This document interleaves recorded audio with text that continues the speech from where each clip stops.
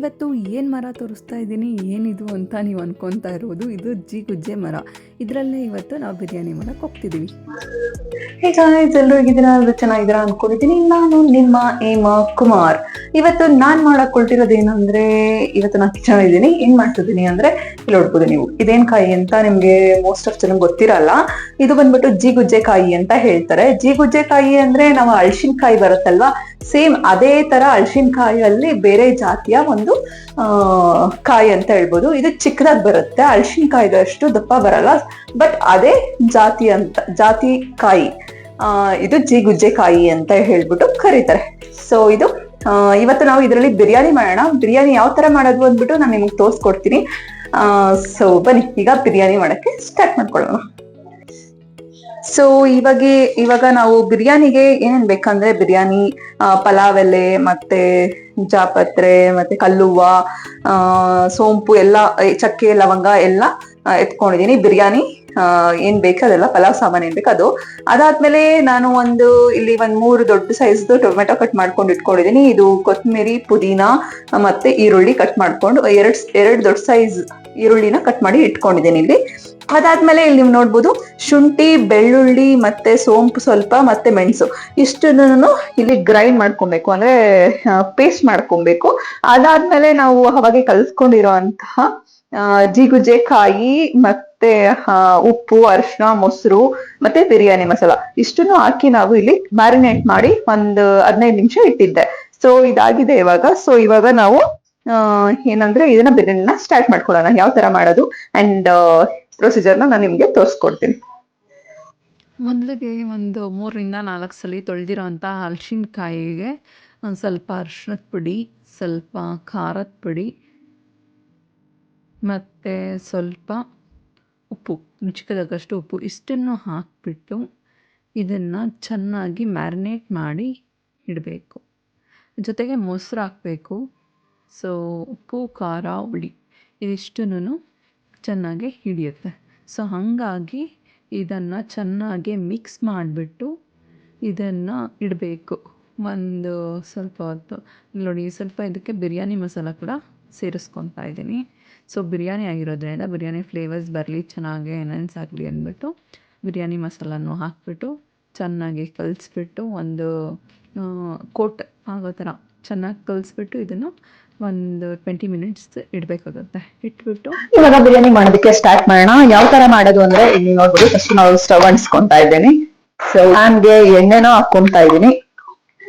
ಸ್ವಲ್ಪ ಜಾಸ್ತಿನೇ ಎಣ್ಣೆ ಹಾಕೊಬೇಕು ಇದಕ್ಕೆ. ಸ್ವಲ್ಪ ಕಾಯ್ಲಿ, ಎಣ್ಣೆ ಕಾಯ್ದಾಗ, ಎಣ್ಣೆ ಕಾಯ್ದಿದೆ. ಸೊ ಇವಾಗ ನಾವು ಸ್ವಲ್ಪ ಅರಿಶಿನಕಾಯಿದು ಏನಿದೆ ಅಲ್ವಾ, ಇದನ್ನ ಈ ತರ ಹಾಕೊಳ್ಳೋಣ. ಈ ತರ ಹಾಕೊಳ್ಳೋಣ. ಸೊ ಇದನ್ನ ಎಣ್ಣೆ ಸ್ವಲ್ಪ ಫ್ರೈ ಮಾಡ್ಕೋಬೇಕು. ಸೊ ಅದಕ್ಕೋಸ್ಕರ ಹಾಕೊಳ್ಳೋಣ. ನೋಡಿ, ಈ ತರ ಎಣ್ಣೆಯಲ್ಲಿ ಸೇರಿಸ್ಕೋಬೇಕು.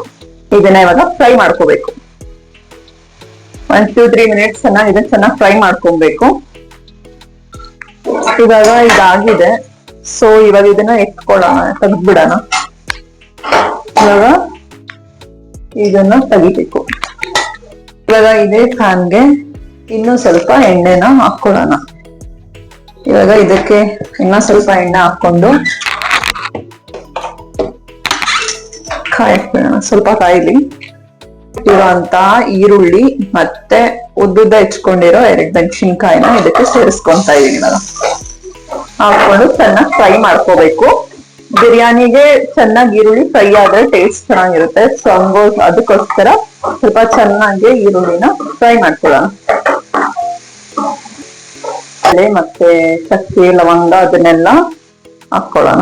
ಹಾಕೊಂಡು ಇದನ್ನ ಜೊತೆಲಿ ಫ್ರೈ ಮಾಡ್ಕೊಳ್ಳೋಣ. ಚೆನ್ನಾಗಿ ಫ್ರೈ ಆಗ್ಬೇಕು ಆಯಿಲಲ್ಲಿ. ಇವಾಗ ಶ್ರಾವಣ ಮಾಸ ಆಗಿರೋದ್ರಿಂದ, ಶ್ರಾವಣ ಶನಿವಾರದಲ್ಲಿ ಏನಂದ್ರೆ ನಾವು ಇವಾಗ ನಾನ್ ವೆಜ್ ತಿನ್ನಲ್ಲ. ಸೊ ನಾನ್ ವೆಜ್ ತಿಂದೇ ಇರೋ ಕಾರಣ, ಸೊ ಅದ್ರ ಆಲ್ಟರ್ನೇಟಿವ್ ಆಗಿ ನಾವು ಈ ತರ ಹಲಸಿನಕಾಯಿದು ಬಿರಿಯಾನಿನ ಮಾಡ್ಕೊಳ್ಬಹುದು. ತುಂಬಾ ಚೆನ್ನಾಗಿರುತ್ತೆ. ಅಂಡ್ ಇದು ಚಿಕನ್ ಆಲ್ಟರ್ನೇಟ್ ಅಂತಾನೆ ಹೇಳ್ಬೋದು. ಚಿಕನ್ ತರನೇ ಇರುತ್ತೆ, ಅದನ್ನ ತುಂಬಾ ಡಿಫ್ರೆನ್ಸ್ ಅನ್ಸಲ್ಲ, ಬಟ್ ತುಂಬಾ ಚೆನ್ನಾಗಿರುತ್ತೆ ಟೇಸ್ಟ್ ವೈಸ್. ಸೊ ಟ್ರೈ ಮಾಡಿ ಒಂದ್ಸಲಿ ನೀವು ಕೂಡ.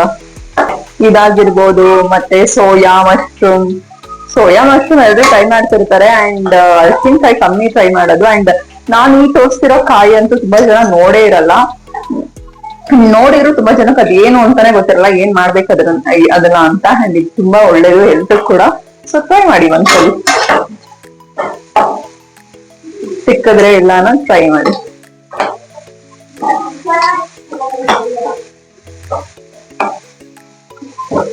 ಸೊ ಈ ತರ ಚೆನ್ನಾಗಿ ಫ್ರೈ ಮಾಡ್ಕೊಬೇಕಿದು ಎಣ್ಣೆಲ್ಲ.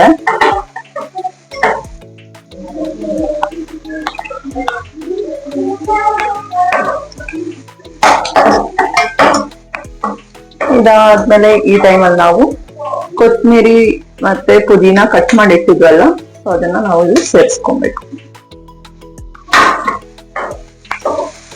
ಇದ್ರ ಜೊತೆ ಚೆನ್ನಾಗಿ ಫ್ರೈ ಮಾಡ್ಕೊಬೇಕು. ಇದಾದಮೇಲೆ ಇದಕ್ಕೆ ಇವಾಗ ಟೊಮೆಟೊನ ಸೇರಿಸ್ಕೋಬೇಕು. ಟೊಮೆಟೊನೂ ಸೇರಿಸ್ಬಿಟ್ಟು ಇದ್ರ ಜೊತೆಲೇ ಚೆನ್ನಾಗಿ ಫ್ರೈ ಮಾಡ್ಕೋಬೇಕು. ಸೊ ಬಿರಿಯಾನಿಗೆ ಯಾವಾಗೇ ಆಗಲಿ ಚೆನ್ನಾಗಿ ಫ್ರೈ ಮಾಡ್ಕೊಂಡ್ರೆ ಎಣ್ಣೆಯಲ್ಲಿ ಎಲ್ಲ ತರಕಾರಿಗಳನ್ನ ಚೆನ್ನಾಗಿರುತ್ತೆ. ಆ್ಯಂಡ್ ರುಚಿಗೆ ತಕ್ಕಷ್ಟು ಉಪ್ಪು ಹಾಕ್ಬಿಟ್ಟು ಚೆನ್ನಾಗಿ ಇದನ್ನು ಬೇಯಿಸ್ಬೇಕು. ಇವಾಗ ಇದಾಗಿದೆ ಅಲ್ಲ, ಸೊ ಇವಾಗ ಇದಕ್ಕೆ ನುಣ್ಣಗೆ ರುಬ್ಬಿಟ್ಟಿರುವಂತಹ ಶುಂಠಿ, ಬೆಳ್ಳುಳ್ಳಿ, ಮೆಣಸು ಮತ್ತೆ ಸ್ವಲ್ಪ ಸೋಂಪನ್ನ ಇದಕ್ಕೆ ಸೇರಿಸ್ಕೊಂತಾ ಇದ್ದೀನಿ. ಅಂಡ್ ಇದಕ್ಕೆ ಇವಾಗ ಈ ಟೈಮಲ್ಲಿ ಸೇರಿಸ್ಕೋಬೇಕು. ಸೇರಿಸ್ಕೊಂಡು ಫ್ರೈ ಮಾಡ್ಕೊಬೇಕು ಇದನ್ನ ಚೆನ್ನಾಗಿ. ಆಕ್ಚುಲ್ ಆಗಿ ಇದು ಈರುಳ್ಳಿ ಹಾಕದ್ಮೇಲೆನೆ ಹಾಕ್ಬೇಕಿತ್ತು, ಸೊ ನಾನು ಮರ್ತೋಗ್ಬಿಡಿದೆ. ಸೊ ಇವಾಗ ಹಾಕ್ತಿದ್ದೀನಿ. ಇಟ್ಸ್ ಏನ್ ಅಷ್ಟೊಂದು ಡಿಫ್ರೆನ್ಸ್ ಕಾಣಿಸಲ್ಲ, ಸೊ ಹಾಕ್ಕೊಬಹುದು. ಇದನ್ನೆಲ್ಲ ಚೆನ್ನಾಗಿ ಮಿಕ್ಸ್ ಮಾಡಿಕೊಂಡು ಬ್ಲೆಂಡ್ ಆಗೋ ಥರ ಚೆನ್ನಾಗಿ ಇದೆಲ್ಲ ಬ್ಲೆಂಡ್ ಆಗಬೇಕು. ಆ ಥರ ಚೆನ್ನಾಗಿ ಮಿಕ್ಸ್ ಮಾಡಿಬಿಟ್ಟು ಚೆನ್ನಾಗಿ ಫ್ರೈ ಮಾಡಿ. ಈ ಸಮಯದಲ್ಲಿ ಇದಕ್ಕೆ ಒಂದು 1/4 ಟೀ ಸ್ಪೂನ್ ಅರಿಶಿನ ಪುಡಿ, ಖಾರಕ್ಕೆ ಎಷ್ಟು ಬೇಕು ನೋಡ್ಕೊಂಡು ಖಾರದ ಪುಡಿ ಹಾಕೋಬೇಕಾಗತ್ತೆ. ಸೊ ಇಷ್ಟೆಲ್ಲ ಹಾಕೊಂಡು ಸ್ವಲ್ಪ ಮಿಕ್ಸ್ ಮಾಡೋಣ. ಮಾಡಿಕೊಂಡು 1 ಟೇಬಲ್ ಸ್ಪೂನ್ ಧನಿಯಾ ಪುಡಿ, 1 ಟೇಬಲ್ ಸ್ಪೂನ್ ಬಿರಿಯಾನಿ ಮಸಾಲ, ಒಂದು ಅರ್ಧ ಟೇಬಲ್ ಸ್ಪೂನ್ ಅಷ್ಟು ಬಿರಿಯಾನಿ ಮಸಾಲ ಹಾಕೊಳ್ಳೋಣ. ಎಲ್ಲ ಹಾಕೊಂಡು ಚೆನ್ನಾಗಿ ಮಿಕ್ಸ್ ಮಾಡೋಣ. ಇದಕ್ಕೆ ಅವಾಗೆ ಫ್ರೈ ಮಾಡ್ಕೊಂಡಿರೋಂತಹ ಅಳಸಿನಕಾಯಿ ಅಥವಾ ಜೀಗುಜ್ಜೆಕಾಯಿಯನ್ನ ಇಲ್ಲಿ ಸೇರಿಸ್ಕೊಳ್ಳೋಣ. ಈ ತರ ಚೆನ್ನಾಗಿ ಫ್ರೈ ಮಾಡ್ಕೊಂಡ್ಮೇಲೆ ಇದಕ್ಕೆ ಕಾಯಿಸಿಟ್ಟಿರೋಂತ ಸ್ವಲ್ಪ ನೀರನ್ನ ಸೇರಿಸ್ಕೊಳ್ಳೋಣ. ನೀರನ್ನ ಸೇರಿಸಿ ಮಿಕ್ಸ್ ಮಾಡೋಣ. ಮಿಕ್ಸ್ ಮಾಡಿ ಬೇಯಿಸ್ಬೇಕು, ಮತ್ತಷ್ಟು ಬೇಯಿಸ್ಬೇಕು. ಇದು ಬೇಯೋದಕ್ಕೆ ಸ್ವಲ್ಪ ಟೈಮ್ ಹಿಡಿಯುತ್ತೆ. ಸೊ ಚೆನ್ನಾಗಿ ಇದನ್ನು ಬೇಯಿಸ್ಕೋಬೇಕಾಗುತ್ತೆ, ಯಾಕಂದರೆ ಇದು ಬ್ರೆಡ್ ನಟ್ಟಾಗಿರೋದ್ರಿಂದ ಸ್ವಲ್ಪ ಟೈಮ್ ಹಿಡಿಯುತ್ತೆ. ಅದಾದಮೇಲೆ ಇದಕ್ಕೆ ಮೊದಲೇ ಇಟ್ಕೊಂಡಿರೋಂತಹ ನೀರನ್ನು, ಅಳತೆಗೆ ಅಕ್ಕಿಗೆ ಎಷ್ಟು ಬೇಕಷ್ಟು ನೀರನ್ನು ಇಲ್ಲಿ ನಾನು ಸೇರಿಸ್ಕೊತಾ ಇದ್ದೀನಿ. ಸೊ ನೀರನ್ನು ಸೇರಿಸ್ಕೊಂಡು ನೀರ ಜೊತೆಲೆ ಕುದಿಸ್ಬೇಕು, ಸ್ವಲ್ಪ ಚೆನ್ನಾಗಿ ಕುದಿಸ್ಬೇಕು. ಅದು ಉಪ್ಪು ಖಾರ ಎಲ್ಲ ಏನು ಜೀಗುಜ್ಜೆಕಾಯಿ ಇದೆಯಲ್ಲ, ಅದು ಉಪ್ಪು ಖಾರ ಎಲ್ಲ ಹಿಡಿಬೇಕು. ಆ ಥರ ಇದನ್ನು ಚೆನ್ನಾಗೆ ಕುದಿಸ್ಕೋಬೇಕು. ಇಲ್ಲಿ ಇವಾಗ ನಾನು ಆ್ಯಕ್ಚುಲಾಗಿ ಇದನ್ನು ನೀರನ್ನು ಫಸ್ಟೇ ಕುದಿಸಿಟ್ಕೊಂಡಿದ್ದೀನಿ. ಯಾಕಂದರೆ ಮಸಾಲೆ ಏನು ಆಗಿರುತ್ತಲ್ವ, ಮಸಾಲೆಗೆ ಟೆಂಪ್ರೇಚರ್ ಅಂದರೆ ಆ ಟೆಂಪ್ರೇಚರ್ ಬ್ಯಾಲೆನ್ಸ್ ಆಗಲಿ ಅಂದ್ಬಿಟ್ಟು ನಾನು ಫಸ್ಟೇ ನೀರನ್ನು ಕುದಿಸಿಟ್ಕೊತೀನಿ. ಸೊ ನೀರು ಕುದಿಸಿಟ್ಕೊಂಡ್ರೆ ಬೇಗ ಕೂಡ ಆಗುತ್ತೆ. ಸೊ ಪಲಾವ್ ಅರ್ಜೆಂಟಾಗಿ ಬೇಕು, ಬಿರಿಯಾನಿ ಅರ್ಜೆಂಟಾಗಿ ಬೇಕು ಅಂದಾಗ ನೀರು ಕುದೀತಾ ಇದ್ದರೆ ಸೈಡಲ್ಲಿ ಬೇಗ ಆಗುತ್ತೆ ಕೆಲಸ. ಸೊ ಹಂಗಾಗಿ ನಾನು ನೀರನ್ನು ಕುದಿಸಿಟ್ಕೊತೀನಿ ಯಾವಾಗೂ ಅಷ್ಟೇ. ಸೊ ಇವಾಗ ನೀವು ನೋಡ್ಬೋದು, ಇದು ಕುದಿ ಬರ್ತಿದೆ. ಇವಾಗ ಈ ಥರ ಚೆನ್ನಾಗಿ ಒಂದು ಸ್ವಲ್ಪ ಕುದಿಬೇಕು. ಇದು ನೀರು ಹಾಕಿ ಒಂದು 5-10 ಮಿನಿಟ್ಸ್ ಅಷ್ಟು ಕುದಿಸ್ಬೇಕು.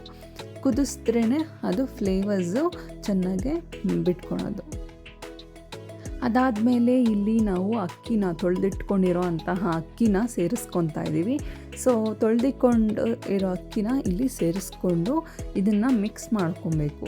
ಇದನ್ನು ಚೆನ್ನಾಗಿ ಮಿಕ್ಸ್ ಮಾಡಿಕೊಂಡು ಹೈ ಫ್ಲೇಮಲ್ಲಿ ಇಟ್ಕೊಂಡು ಚೆನ್ನಾಗಿ ಮಿಕ್ಸ್ ಮಾಡಿಕೊಂಡು ಬೇಯಕ್ಕಿಡಬೇಕು. ಅಂದರೆ ಒಂದು 5-10 ಮಿನಿಟ್ಸ್ ಹೈ ಫ್ಲೇಮಲ್ಲೇ ಇದನ್ನು ಕುದಿಸ್ಬೇಕು. ಅದಾದಮೇಲೆ ಲೋ ಫ್ಲೇಮಲ್ಲಿ ಇಟ್ಬಿಟ್ಟು ಸಿಮ್ಮಲ್ಲಿ ಇಟ್ಕೊಂಡು ಒಂದು 5-10 ಮಿನಿಟ್ಸ್ ಬೇಯಿಸಿದ್ರೆ ನಮಗೆ ಬೇಕಾಗಿರೋವಂಥ ಬಿಸಿ ಜೀಗುಜ್ಜೆ ಬಿರಿಯಾನಿ ರೆಡಿ ಆಗುತ್ತೆ. ಜೀಗುಜ್ಜೆ ಬಿರಿಯಾನಿ ಅಂತ ಅಲ್ಲ, ಎಲ್ಲ ಬಿರಿಯಾನಿನೂ ಅಷ್ಟೇ. ಫಸ್ಟ್ ಏನಂದರೆ ಹೈ ಫ್ಲೇಮಲ್ಲಿ ಬೇಯಿಸಬೇಕು. ಅದಾದಮೇಲೆ ಲೋ ಫ್ಲೇಮಲ್ಲಿ ಅದಕ್ಕಾದಾಗ ಲೋ ಫ್ಲೇಮ್ ಇಡಬೇಕು. ಲೋ ಫ್ಲೇಮ್ ಇಟ್ಟಾಗ ತಳ ಅಂಟಲ್ಲ, ಅದಕ್ಕೋಸ್ಕರ ಲೋ ಫ್ಲೇಮಲ್ಲಿಟ್ಟು ಚೆನ್ನಾಗಿ ಬೇಯಿಸ್ಕೋಬೇಕು. ಸೊ ಇದಾಗಿತ್ತು ನಮ್ಮ ಈ ದಿನದ ವ್ಲಾಗ್. ಇಷ್ಟ ಆಗಿದ್ದಲ್ಲಿ ಲೈಕ್ ಮಾಡಿ, ಕಮೆಂಟ್ ಮಾಡಿ, ಸಬ್ಸ್ಕ್ರೈಬ್ ಮಾಡಿ. @ಹೇಮಾಕುಮಾರ್ 1294 ಚಾನಲ್ ಸಬ್ಸ್ಕ್ರೈಬ್ ಮಾಡೋದು ಮರಿಬೇಡಿ. Thank you. ಹೀಗೆ ಸಪೋರ್ಟ್ ಮಾಡ್ತಾಯಿರಿ. ನೋಡಿದ್ರಲ್ಲ ಜೀಗುಜ್ಜೆ ಬಿರಿಯಾನಿ ಯಾವ ಥರ ರೆಡಿಯಾಗಿದೆ ಅಂತ ಹೇಳ್ಬಿಟ್ಟು. ಸೂಪರಾಗಿ ಸ್ಮೆಲ್ ಬರ್ತಿದೆ, ಸೂಪರಾಗಿ ಟೇಸ್ಟ್ ಇದೆ, ತುಂಬ ಚೆನ್ನಾಗಾಗಿದೆ. ಸೊ ನೀವು ಕೂಡ ಎಲ್ಲಾದರೂ ಜೀಗುಜ್ಜೆ ಕಾಯಿ ಸಿಕ್ಕಿದ್ರೆ ಕಂಪಲ್ಸರಿ ಟ್ರೈ ಮಾಡಿ ನೋಡಿ. Thank you for watching. ಹೀಗೆ ನೋಡ್ತಾ ಇರಿ.